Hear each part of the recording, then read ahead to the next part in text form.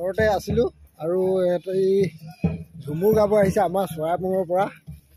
মানে পূৰা এটা চাহ জনগোষ্ঠীয় ধুনীয়াকৈ ড্ৰেছ লগাই ঝুমুৰ গাব আহিছে। অকণমান আপোনালোকক দেখুৱাম মই, গতিকে ভিডিঅ'টো চাই থাকিব শেষলৈকে। এয়া দেখিছে তেওঁলোকে লাঠি খেল খেলিছে আৰু চাহ অকণমান মই দেখুৱাই দিছোঁ।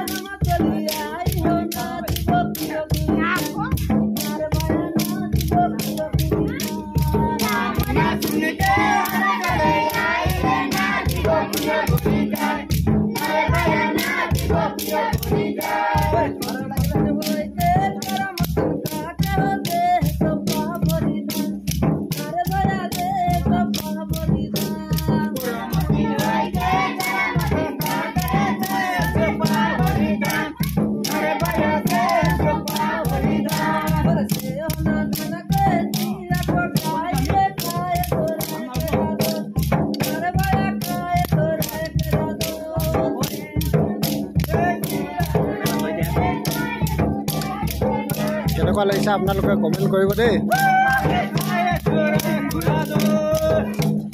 এয়া দেখিছে নহয় পূৰা মুখুৰা লগাই আহিছে।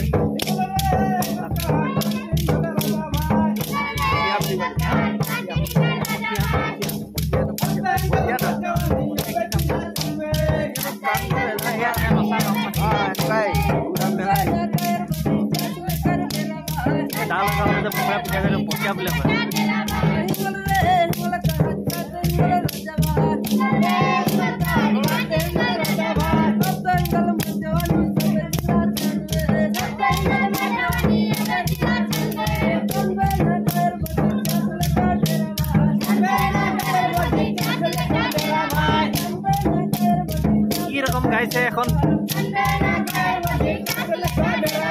তুমি একটা বলতে হয়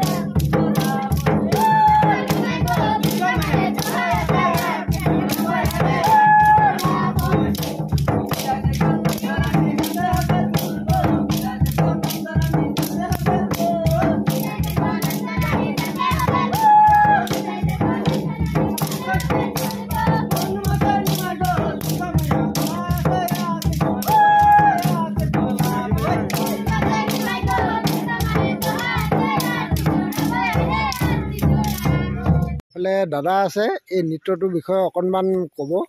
কি ক'ব আমাৰ ফাগুৱাত আমাৰ সংস্কৃতিটো এই হ'ল যে আমাৰ লাঠি নৃত্য এই লাঠি নৃত্য আমি হুঁচৰি গাওঁ হুঁচৰি গাই ওলাই আহিছোঁ চবেই ৰাজে গাঁও ঘৰে আমি নাচোঁ সেইকাৰণে ওলাই অহাটো আমাৰ নিজৰ পৰ্বটো নিজৰ সংস্কৃতি সেই জীয়াই ৰাখিব লাগিব নহয় জানো খুব ভাল লাগে বাকীখিনি বাবলু কিবা এটা ক'লে কেনেকুৱা লাগিছে ভাল লাগিছে আমি ওলাই আহিছোঁ বিহু নৃত্য মানে আমাৰ ফাগুৱা যোনটো বিহু হয় সেইটো কাৰণে আমি ওলাই আহিছোঁ আৰু মানে এই নৃত্যটো কি বুলি কয় লাঠি খেল এই লাঠি খেলৰ আমি আগবাঢ়ি আহিছোঁ লাঠি নৃত্য আৰু আমি মানে সাংস্কৃতিক আৰু মানে আৰু চবেই আগুৱাই যাব লাগে ভাবিছোঁ আৰু ভালে ভালে যদি সকলোকে যদি লগ ভাগ দিয়ে আৰু ভালকৈ আৰু যামগৈ আগফালে সেইটো কাৰণে আশীৰ্বাদ দিয়ক আৰু আমাৰ খালি কি হ'ল অকণমান বেয়া কাৰণে হ'ব চব ঠিকে আছে ভাল হওক ন চবকে শুভেচ্ছা থাকিল